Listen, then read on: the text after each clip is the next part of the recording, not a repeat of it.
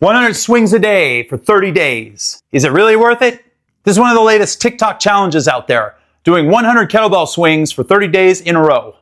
In this video, I'm going to talk about the rules of engagement for this challenge, the good, the bad, and the ugly of it, what my rules of engagement are, and I'm going to demonstrate the correct form for doing kettlebell swings so you can get on safely and accurately without putting your body into threat. But before I get there, make sure to like and share this video, subscribe to my channel if you haven't done so yet, and get ready to have some fun. Okay, friends, this is how it works. 100 kettlebell swings every day for 30 days, like I mentioned, and you can do them in any pattern you want.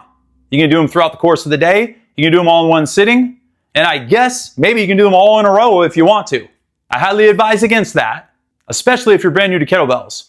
If I've said it once, I've said it 1,000 times. The kettlebell is one of the greatest transformational tools in the fitness industry, provided you respect it and you use it correctly.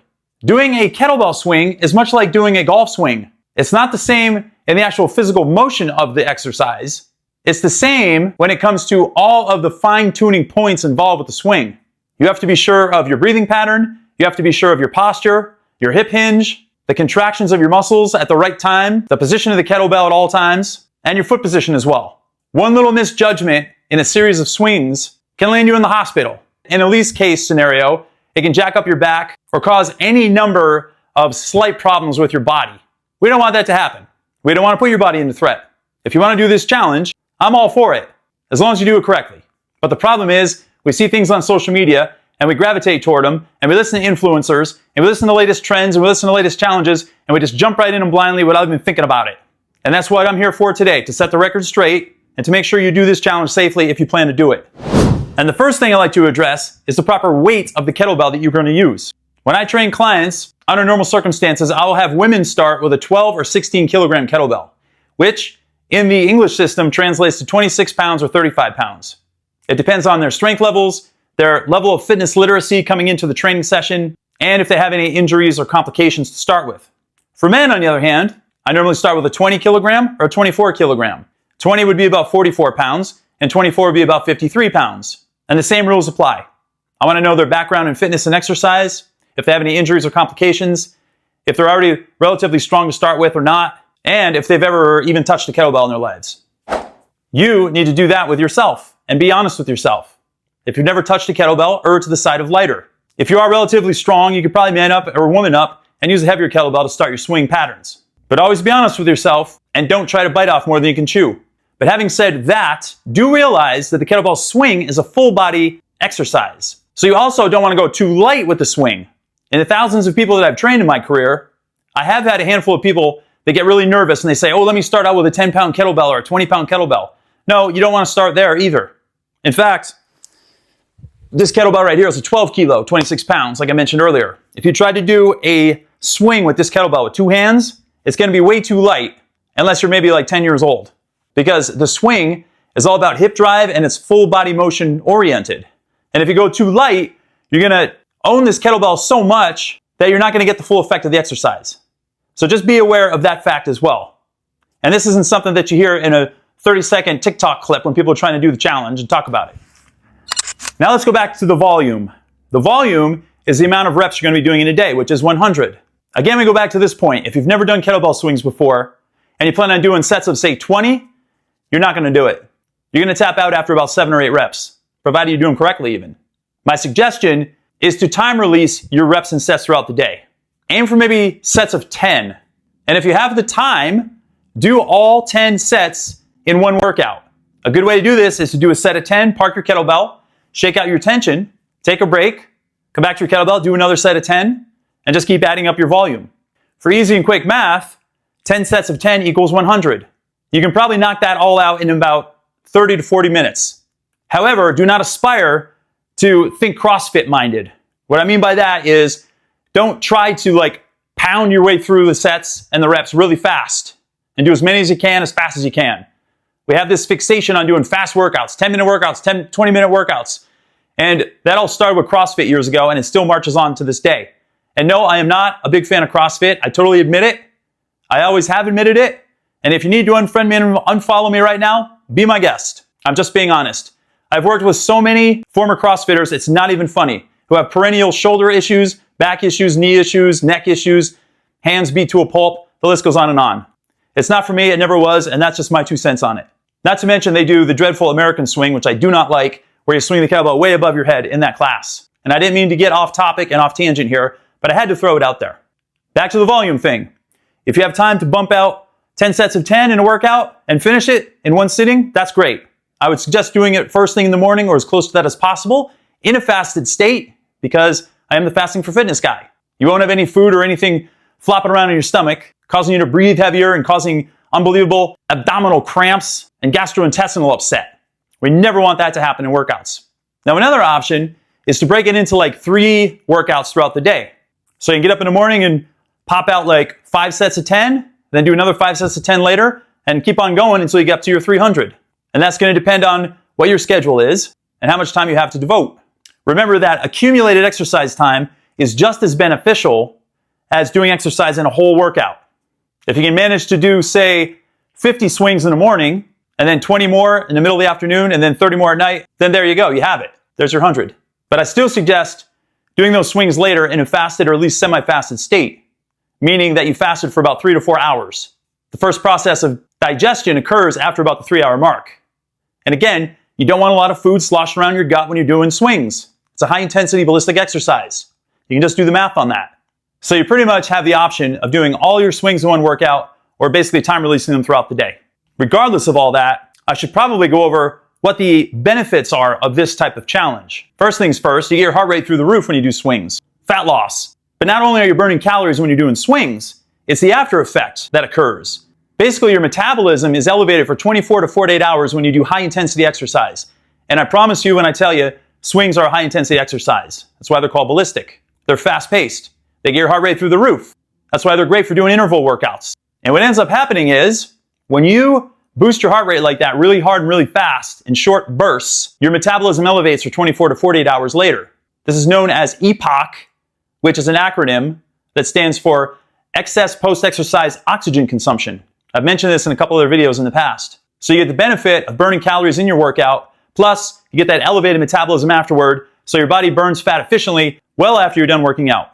That's what makes kettlebell swings so amazing. Actually, any type of ballistic kettlebell exercise will do that same thing for you, regardless if it is a swing or a high pull or a snatch. Also, this is a highly posterior chain-driven exercise. Your posterior chain is the back part of your body. Specifically when it comes to kettlebell swings, your glutes and your hamstrings and your lower back muscles are all getting highly engaged when you do them correctly. This can contribute to more tone in those areas. Then you have the application of swings that translates over nicely to activities like you do outdoors that involve higher intensity actions, such as ballistic motions when you play pickleball, when you play basketball and you're hopping and jumping, when you play volleyball and you're hopping and jumping, even when you're standing up and sitting down on a bike doing long mountain bike rides, even when you do ancillary other workouts such as spin class. The kettlebell swing improves your cardiovascular strength to excel at these sports, plus it also works your posterior chain to give you more muscle endurance when you're doing said sports and activities. And one last major benefit of kettlebell swings is they take a lot of mental strength. This is going to help improve your brain capacity, your ability to think, your ability to concentrate, your ability to solve problems, your ability to have confidence. Overall, there are a ton of benefits to be had with the kettlebell swing. And in the big picture, I do feel this 100 swings per day thing is valid. But here is where I have a little bit of a problem. I always say you should never pulverize the same muscle group on consecutive days in a row. You should always have at least one full day of rest between working the same muscle group twice. When you're constantly doing swings every single day, you're constantly hitting your hamstrings, you're constantly hitting your glutes. That repetitive motion can possibly lead to overtraining and put you at risk for injury, also known as putting you into threat. Be very cautious of that and very careful that you're not overdoing it. I don't think the volume can get you into rhabdomyolysis. That's a whole other ballgame where your muscle starts breaking down and creates toxicity inside your system, and then that starts having a bad effect on your liver. But you do have a chance of overtraining and making yourself susceptible for injury. We don't want that to happen. Just pay strict attention to how your body is feeling. If you're 7 or 8 days into this challenge and your hamstrings are killing you or your glutes are killing you, then just simply stop. Take a day or two off and then resume. And then don't worry about the 30 days. Turn it into 35 days or 32 days. Who cares? That's all ego. We don't need ego lifting involved here. All right, friends. With that being said, let's get down to the kettlebell and let's get down to some swings. I want to show you the absolute correct form when you're doing kettlebell swings. And this is going to make or break your game. Let's get to it. Okay, here's my kettlebell. I've got a 24 kilo here. I have gotten to a point over the years where I can work my way up to double 28 kilogram kettlebells. So you've got the option of doing two hands at once. You can do one hand with kettlebell swings, or you can do two kettlebells and widen your feet at the same time. And you want to graduate in that way. You want to start with two hands, then start learning with one hand each, then work your way to doing single arm or single hand swings, and then you want to migrate your way to double swings. And in each progression, you want to start with your base weight and then work your way up heavier.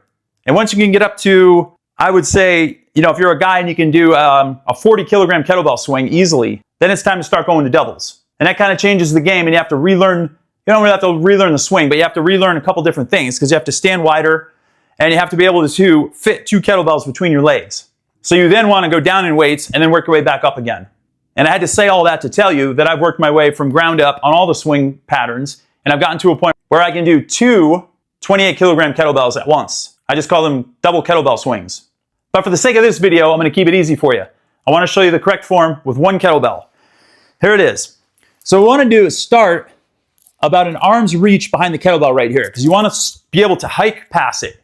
When you're doing this first motion, act like you're hiking a football to a quarterback behind you. Act like there's a wall right behind you and you're trying to smash the kettlebell right through the wall. And when you're doing that hike pass, you want your arms to collapse right here by your rib cage, and you don't want a lot of space between your hands and your crotch right here. And for all you dudes out there, when you're doing swings, you don't want to hit yourself in the you-know-what when you're coming back with your kettlebell like this. And one of the big errors with kettlebells is people lower them down, their arms down too far, and there's a big gap right here, and they end up going like this forward, and they just put their back and their shoulders into threat instantly. You want to be able to avoid all that by keeping tension in the right places and timing it perfectly. Your kettlebell swing should be nice and smooth, like a pendulum swinging back and forth. I'm going to demonstrate it to you from a side angle and a front angle so you can see everything that's going on. So you want to get about an arm's reach behind. Your feet should be about shoulder width apart. You want to push your hips back like this into a hinge position. You're going to grab the handle of your kettlebell and you're going to tip it back and you're going to sit back like this. So before you start, you want to pull your shoulder blades inward and contract your lats right here and make sure they're tight. And then you want to squeeze your glutes and your hamstrings when you do the backswing. And then what you're going to do is drive your hips forward and you're going to lock out right here forcefully. So the kettlebell will come to about parallel to the floor here. And you can have your arms either straight or you can have a slight bend in your elbows. That's totally fine. And you want to be nice and tall right here. And at this point, you want to squeeze your abs, your glutes, your hamstrings, and your lats forcefully all at the same time. Then you want to release all that tension, let your arms collapse into your rib cage.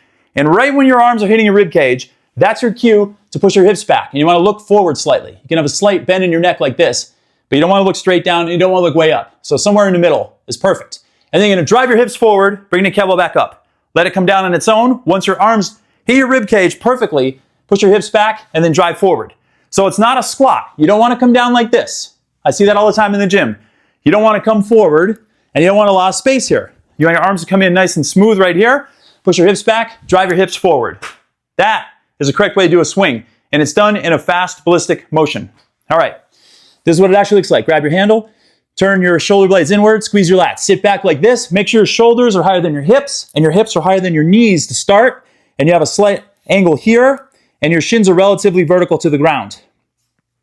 The first start of the kettlebell swing is violent and fast. You want to rip it fast. You don't want to go slow here. You don't want to pull with your arms upward. You don't want your wrists to bend.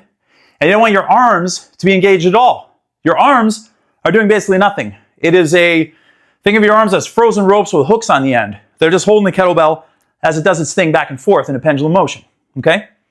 So I'll show you this angle and then I'll go forward and show you the front angle. Ready? Here we go. Push back. You can even take your hands and place them in your hips and push your hips back like this. Okay? To start out.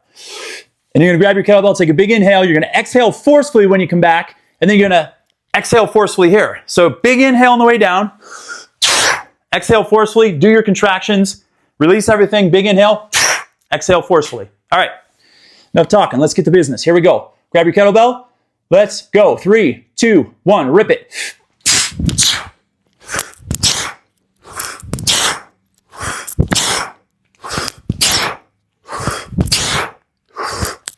and then park it safely. All right? Now I'll come this way so you can see me from the front and you'll see my arms and where they're going. Feet about shoulder width apart, not hip width. Push your hips back. Grab your kettlebell. Turn your shoulders inward. Squeeze your lats, look straight ahead. Rip it and go.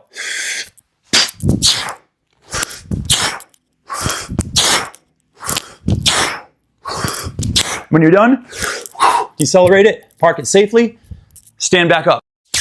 Okay, there it is. I'm still out of breath. That is the correct way to do a kettlebell swing. If you do take on the 100 swing a day for 30-day challenge via TikTok or whatever social media platform you belong to, practice that, do proper form, and watch what happens.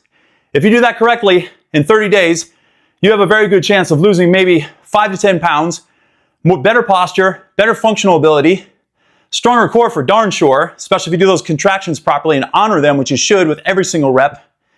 And you may even be happier too. Your mood might go through the roof.